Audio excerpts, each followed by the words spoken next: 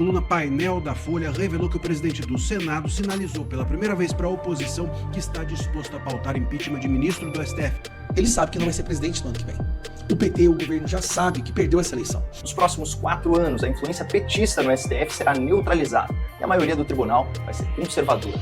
Sejam bem-vindos, o meu nome é Bruno. Deixe o seu like e inscreva-se no canal.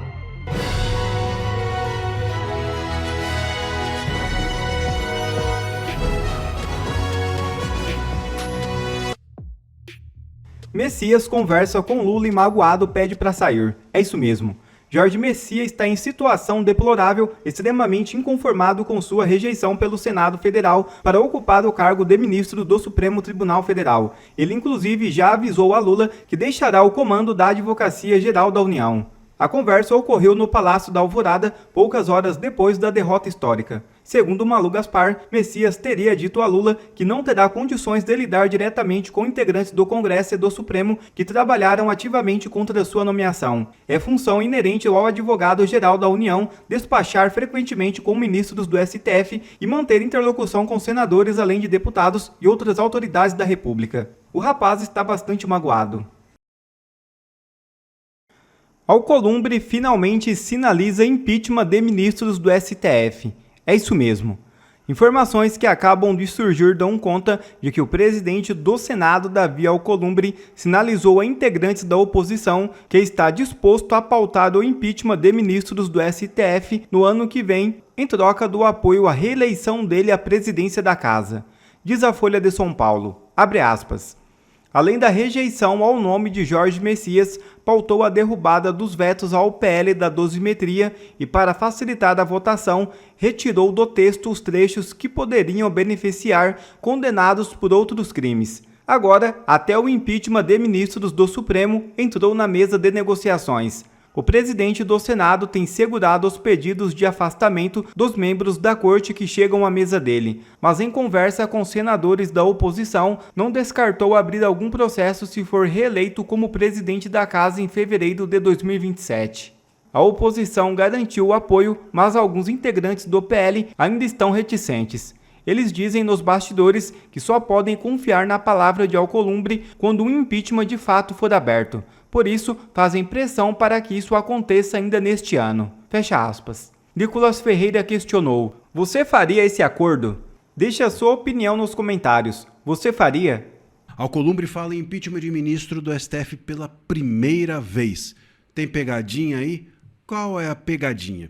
Vamos lá. A coluna Painel da Folha revelou que o presidente do Senado sinalizou pela primeira vez para a oposição que está disposto a pautar impeachment de ministro do STF em 27 e, se pressionarem, talvez agora, em 26, ainda nesse ano, antes das eleições. O Alcolumbre, no entanto, quer algo em troca. E o que ele quer em troca, eu vou te contar agora. E também te contar qual é a pegadinha nessa troca que ele está querendo e como a oposição pode se desviar dessa pedra no caminho que é a negociação com o Alcolumbre. Eu sou André Marcília, advogado constitucionalista e comentarista jurídico, e peço que, antes de qualquer coisa, você se inscreva aqui no nosso canal e deixe o like nesse vídeo.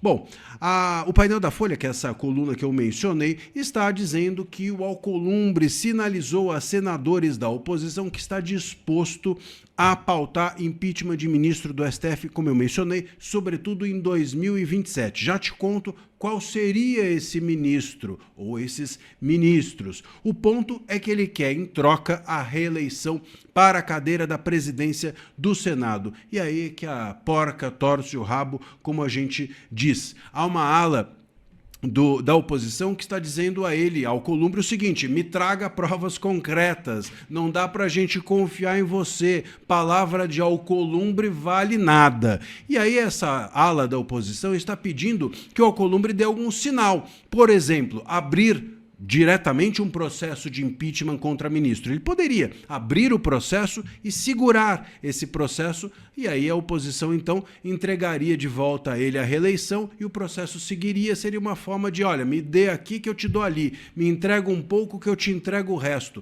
Outra ala da oposição não está querendo negociar com o Alcolumbre, prefere fazer com que a oposição consiga no ano que vem a maioria do Senado e, com isso, coloque na cadeira da presidência o seu próprio candidato. E o mais cotado para isso é o senador Rogério Marinho, do PL do Rio Grande do Norte, que também é coordenador da pré-campanha do Flávio Bolsonaro à presidência. E é um nome forte, é um nome experiente e que tem todas as condições de fazer uma gestão bastante robusta e sólida e estratégica na cadeira da presidência do Senado. Então, essas são as duas vias. Uns pedem: Alcolumbre, dê alguma coisa, dê mostras de que você realmente faria impeachment de ministro para a gente te dar a reeleição à cadeira da presidência. A outra ala está dizendo assim, da oposição: não vamos negociar com o Alcolumbre sobre isso.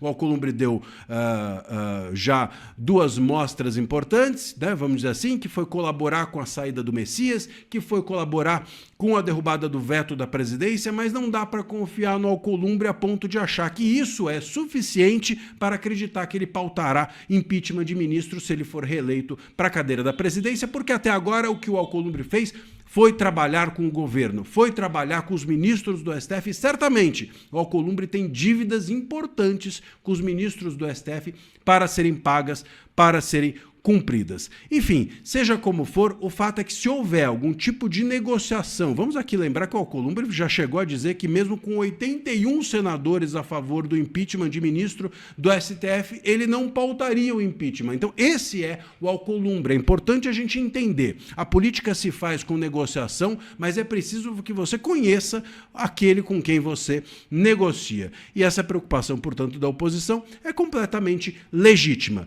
E aí, meus caros, ainda que haja uma negociação com o Alcolumbre, ainda que essa ala da oposição que quer esperar o ano que vem e colocar o Rogério Marinho na cadeira da presidência, ainda que essa ala perca e haja uma negociação com o Alcolumbre, é bom que a gente diga que o impeachment de ministro não vai ser do Alexandre de Moraes. O Alexandre de Moraes é um amigo próximo, conhecido e antigo do Alcolumbre. E muito provavelmente, se o Alcolumbre pautar algum impeachment, vai ser do Toffoli. O Toffoli tem todas as razões ali, não falta ministro para impeachment, né? Podia ser o Toffoli, pode ser o Moraes, pode ser o Gilmar, tem um monte de gente ali que merece, mas nesse caso ele provavelmente escolheria o Toffoli, que é o mais fraco, não só juridicamente como também politicamente o mais exposto. O Moraes é um amigo antigo do Alcolumbre, o Gilmar é muito forte dentro do Congresso e o Toffoli seria aí o bode expiatório que entraria para a história junto do Messias como o rejeitado. Pela primeira vez o Messias foi rejeitado, agora seria a primeira vez na história, há tanto tempo, 132 anos, né, não havia uma rejeição de um nome indicado para o STF. Agora, o Toffoli entraria também como o primeiro ministro do STF a ser impeachmentado. Vamos ver o que vai acontecer. A verdade, meus caros, é que se eu tivesse como sugerir, a minha sugestão seria: esqueçam o Alcolumbre e foquem no ano que vem. Se houver uma maioria dentro do Senado, o Rogério Marinho pode entrar na cadeira e aí ele próprio pauta o impeachment e outras pautas mais importantes para a direita certamente poderão estar nas mãos do Rogério Marinho, até porque ele está relacionado à campanha do Flávio Bolsonaro, que também provavelmente será o vencedor das eleições. Com Flávio no executivo, ligado ao Rogério Marinho na cadeira da presidência do Senado, a direita pauta o que ela quiser. Certamente essa seria ou será uma melhor solução. Vamos aguardar o que a oposição vai fazer com esse tabuleiro, essas possibilidades de peças que tem no tabuleiro à disposição dela. Eu vou contar para vocês tudo aqui sempre que a gente tiver novidades. Deixa o seu comentário. Você esperaria para colocar a direita, como o Rogério Marinho, na cadeira da presidência ou negociaria com o Alcolumbre? Conta aqui para mim nos comentários. É isso, meus caros. Um abraço e até a próxima. O desespero desse governo é tamanho que ele está fazendo piada verá verdade. E eu não estou brincando. Ontem, assim que saiu o resultado dessa derrubada, dessa derrota histórica, não só do Messias, mas do Lula, a gente começou a brincar ali no próprio plenário. A piada era a seguinte: bom, agora ele vai ter que recorrer ao STF, né? Agora tem que recorrer ao STF. E era uma piada porque é algo tão absurdo, tão longe das possibilidades, que a gente achava que isso jamais iria acontecer. É que nem quando acontece um jogo de futebol e aí a internet vira aquela piada: pô, o Flamengo perdeu, agora vai ter que recorrer ao STF. Lula vai recorrer ao STF porque o Vasco... Então, assim, é aquela coisa que é uma piada. Não é piada, gente.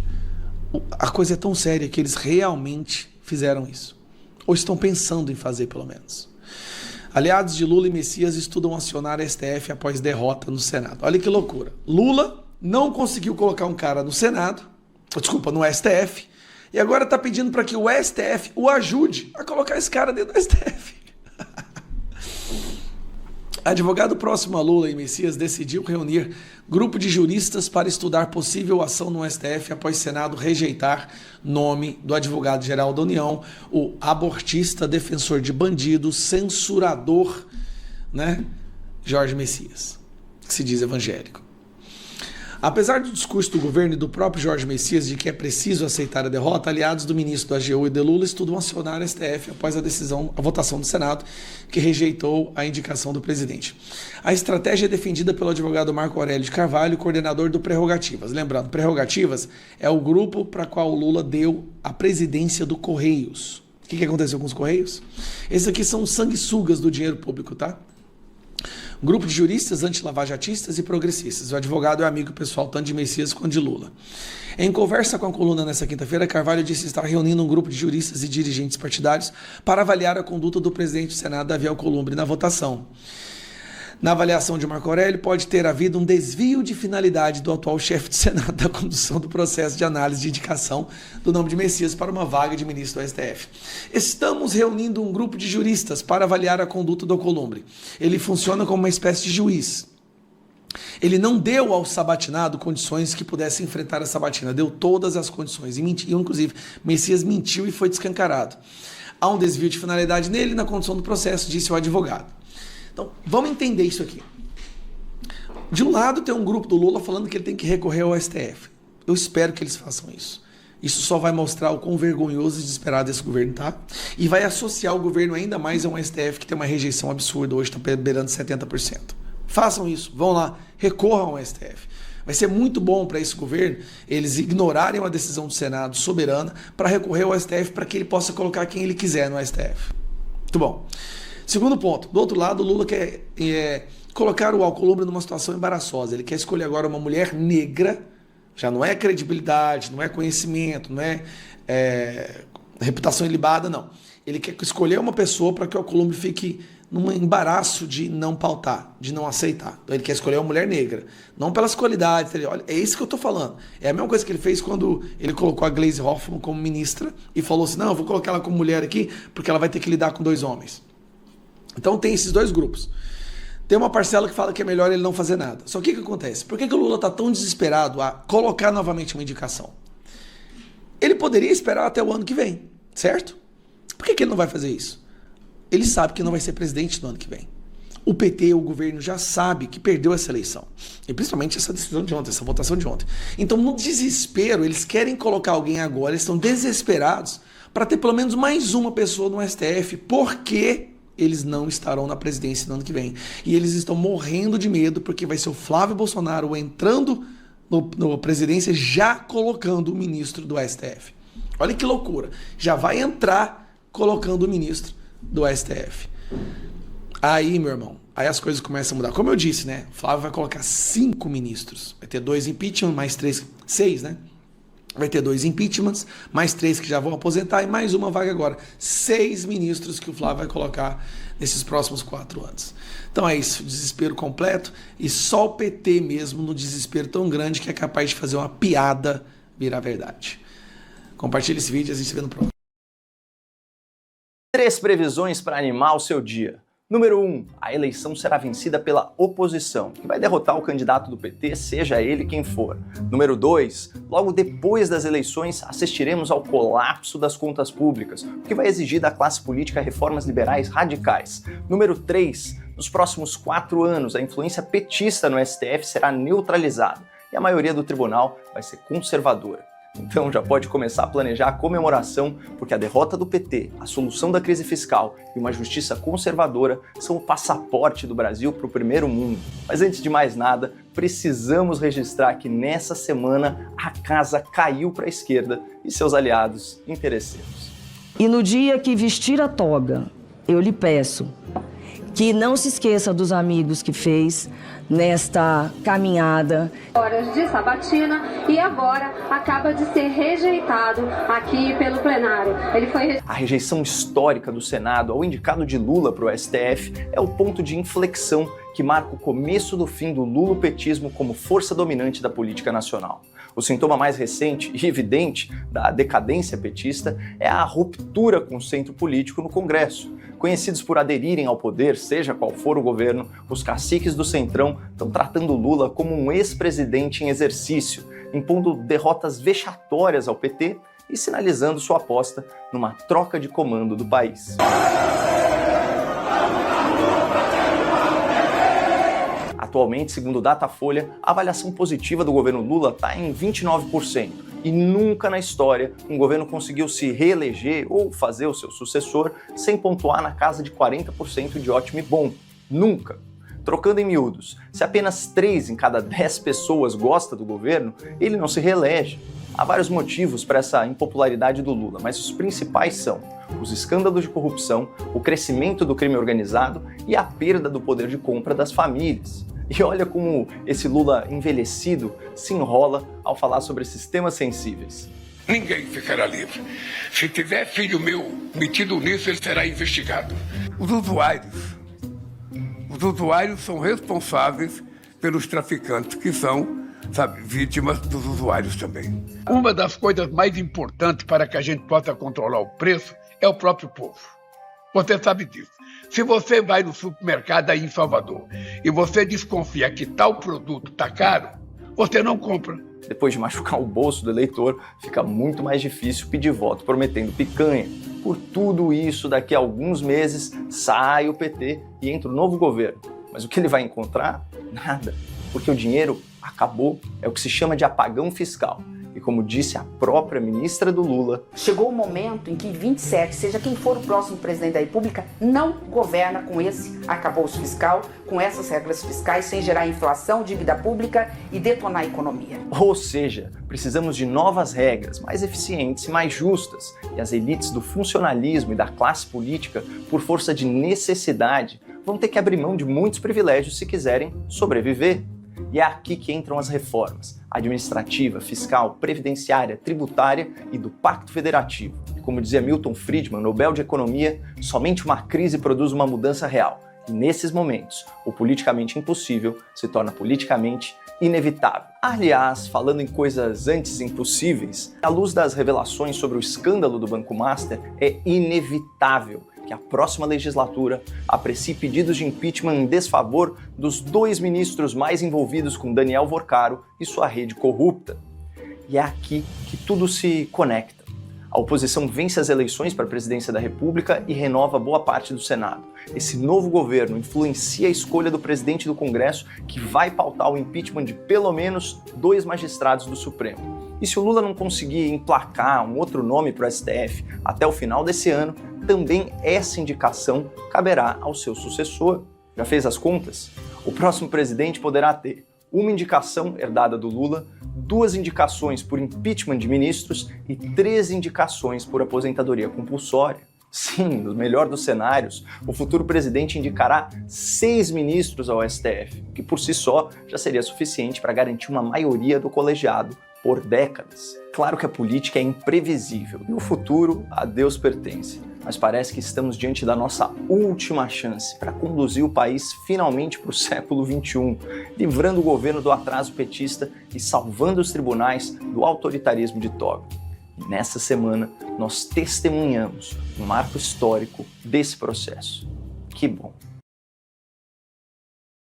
Obrigado a você que assistiu esse vídeo até aqui. Deixe o seu comentário e não se esqueça de se inscrever no canal e deixar o seu like. Até a próxima!